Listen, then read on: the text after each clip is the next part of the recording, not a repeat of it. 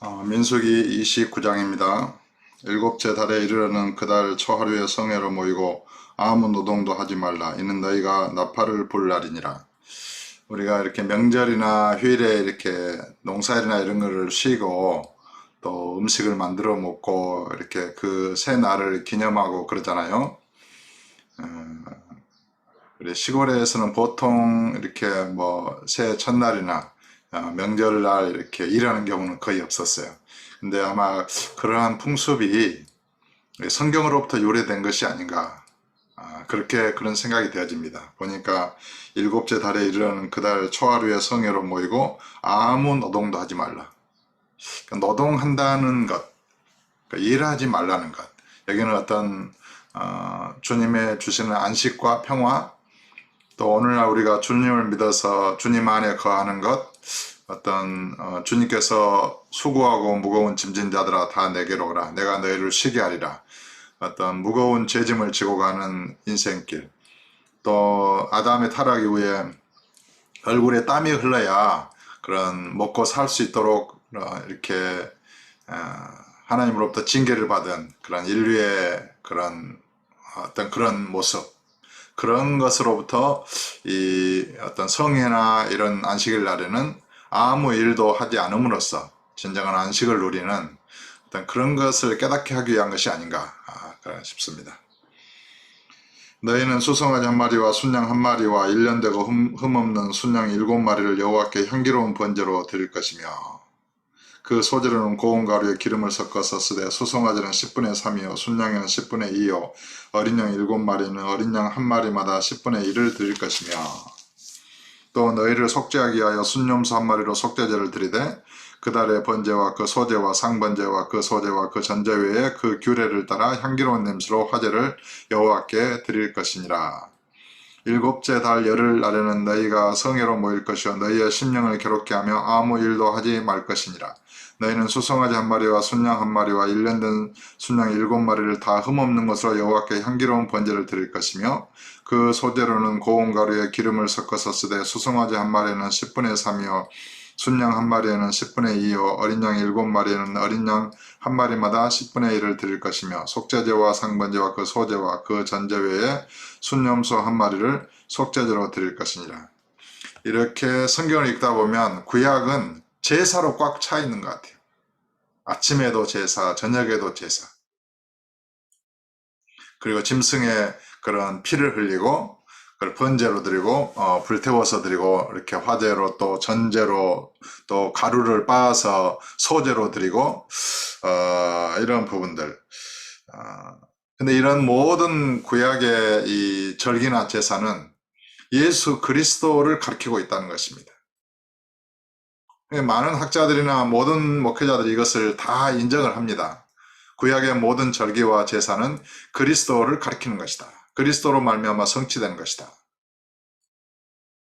그러면 예수님이 오셨으면 어떻게 됐을까요? 구약의 모든 절기와 규례는 철폐된 것입니다. 맞춰진 것입니다.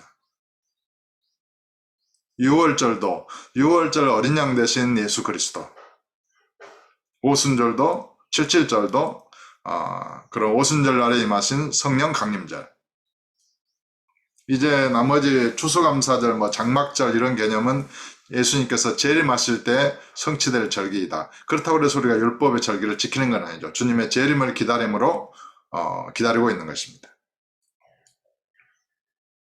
아침과 저녁에 드리는 번제, 어떤 속죄제, 화제, 이런 모든 것은 예수 그리스도의 십자가의 희생의 죽음으로 모두 다 완성되고 맞춰진 것입니다.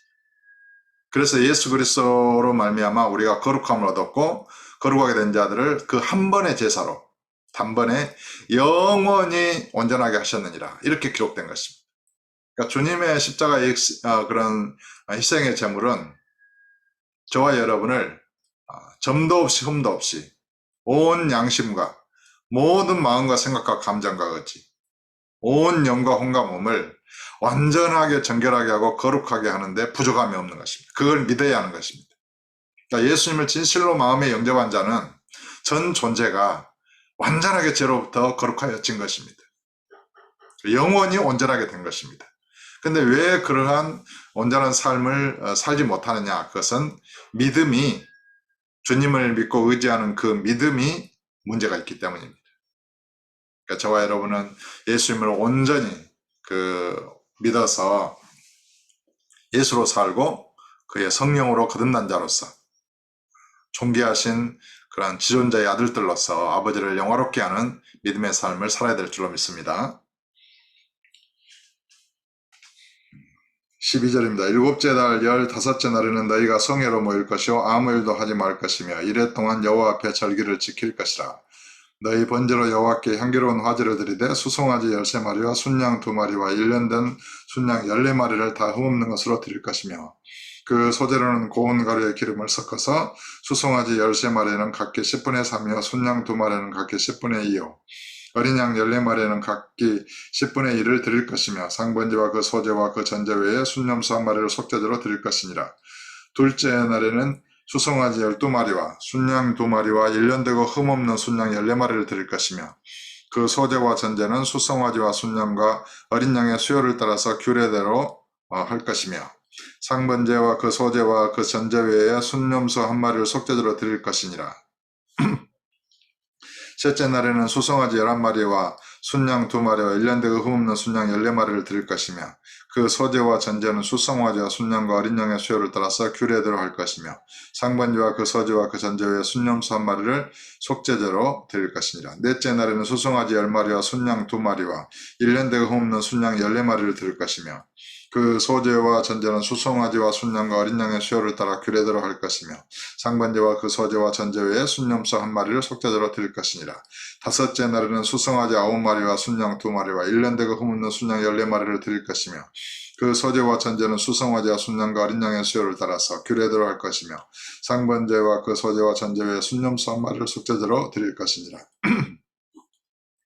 여섯째 날에는 수송아지 8마리와 순양 2마리와 1년 되고 흠없는 순양 14마리를 드릴 것이며 그 소제와 전제는 수송아지와 순양과 어린 양의 수요를 따라서 규례대로 할 것이며 상번제와 그 소제와 그 전제 외에 순염소 1마리를 속죄제로 드릴 것이니라. 일곱째 날에는 수송아지 7마리와 순양 2마리와 1년 되고 흠없는 순양 14마리를 드릴 것이며 그 소제와 전제는 수송아지와 순양과 어린 양의 수요를 따라 규례대로 할 것이며 상번제와 그 소제와 그 전제 외에 순염소 1마리를 속죄제로 드릴 것이니라.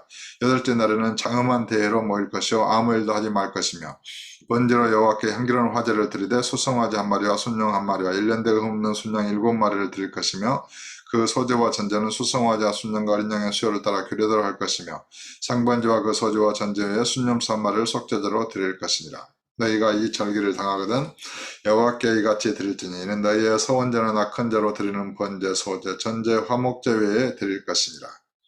모세가 여호와께서 모세에게 명령하신 모든 일을 이스라엘 자손에게 말하니라. 참 구약은 모든 날의 기념에 이런 희생 제물을 잡아서 바치는 그런 제사로 가득 차 있습니다.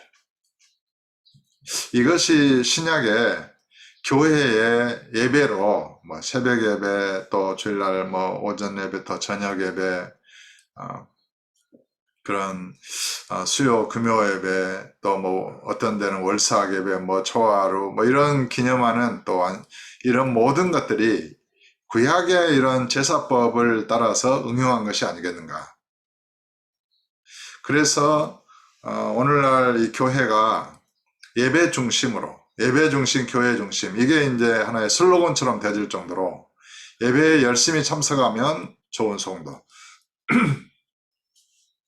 예배를 소홀히 하거나 그러면은 믿음이 안 좋은 성도, 이렇게 하다 보니까 교회 건물을 위주로 하는, 그래서 건물이 성전이 되고 건물을 건축하면서 성전 건축이다. 거기에 온 재산과 심혈을 다 기울이게 되고 결국에는 큰 건물, 화려한 건물, 여호와께 아버지께 드리는 감사의 어떤 그 예배, 감사의 헌금, 이런 것들을 중심으로 이 교회가 융성했다고 보여집니다. 근데 그것이 오늘날 코로나 시대에 어떻게 되었습니까? 이 화려한 건물을 중심으로 하는 이 교회는 결국에는 역사 속으로 사라져가고 있는 것이 아닌가, 그런 생각이 들지 않습니까? 예배 중심, 그것이 결국에는 사회로부터 신뢰받지 못하는 그리스도인을 양산해내는 어떤 그러한 이렇게 종교인으로 만들어낸 것이 아닌가. 교회로 모일 때와 건물에 성전이라고 하는 교회 건물에 모일 때와 가정에서 살 때, 또 직장에서 그리스도인으로 행하고 살 때, 이런 모든 것들이 불일치하게 되고, 예배는 열심이지만은 정말 삶 속에서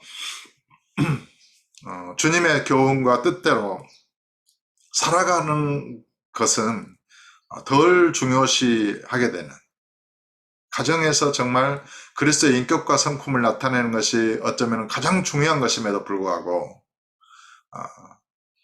교회 예배를 드림으로 인격의 변화, 어떤 진정한 주님과 동행하는 삶 속에서 복음을 전하고 증거하고 성령의 열매를 맺는 그런 인격의 어떤 그 변화에 초점을 두지 못하게 되었다는 것입니다. 그래서 오늘날 그런 가정교회가 또 이렇게 많이 이렇게 대두되기도 하고 있는 것으로 보여집니다. 가정교회는 일반 제자를 길러내는데 담임 목사와 똑같은 그런 마인드를 가진 그런 제자를 이렇게 길러낸다, 그렇게 말하는 것을 들었습니다. 그것도 어느 정도 일리가 있다고 보여집니다. 목자, 목료를 세워가지고 이렇게 분가를 하고, 그들도 자기가 정말 목사님과 동일한 마음으로 그런 새신자를 양육하고 또 함께 가정에서 이렇게 음식을 나누고 또 교제하면서 이제 그렇게 교회를 이루어가는, 제자로 양육해가는 어떤 그러한 교회의 본질을 찾고자 하는 그런 노력들이 오늘날 많이 대두되고 있는 것으로 보여집니다. 사실 오늘날 한국교회나 전세계교회는 제2의 종교개혁의 때를 맞이했다, 이렇게 선언해도 지나치지 않을 것입니다. 과연 교회가 무엇인가? 예배란 무엇인가? 우리는 어떻게 주님을 섬겨야 하는 것인가? 저와 여러분의 몸이 성전이고 건물이 성전이 아니다, 이것은 누구나 다 동의할 것입니다. 그래서 교회 건물을 짓는 것이 오히려 교회를 망하게 한 것이 아닌가.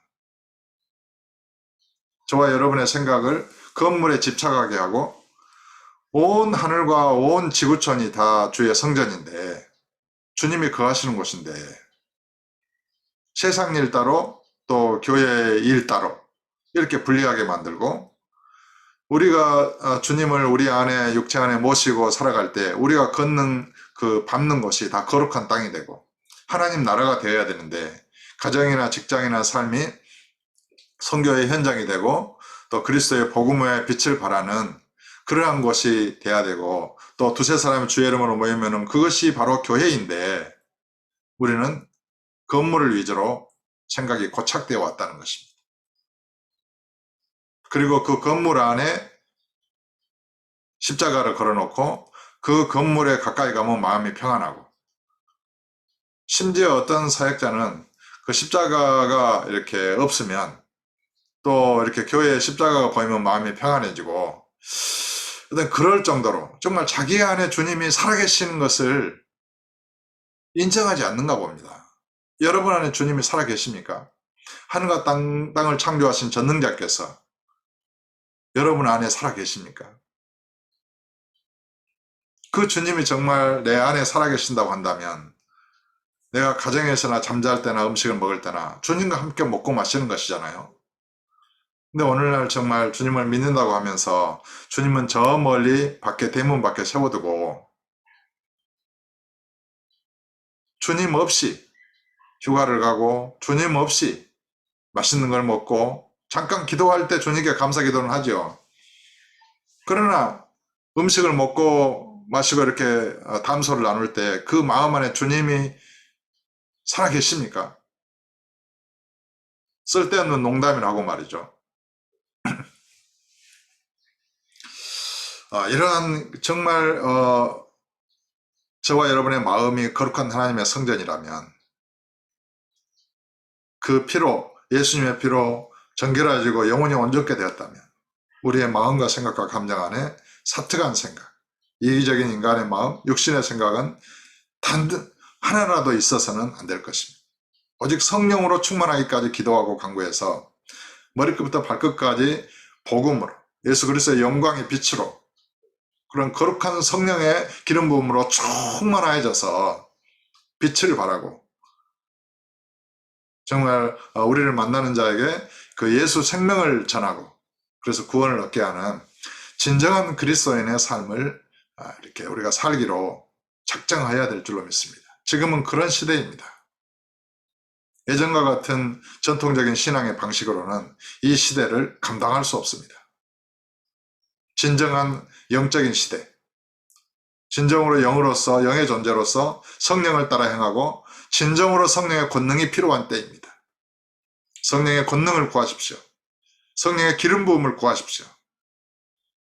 완전하게 그 성령의 그는 신성의 무한한 권세와 능력과 영광을 구해서 진정으로 생명의 복음을 전파하고 부활의 예수의 생명을 나타내고 전하고 증거해서 다른 생명의 심령으로 구원을 얻게 하는 그리스도의 복음의 군사가 되십시오. 여러분 예수 이름으로 축복합니다.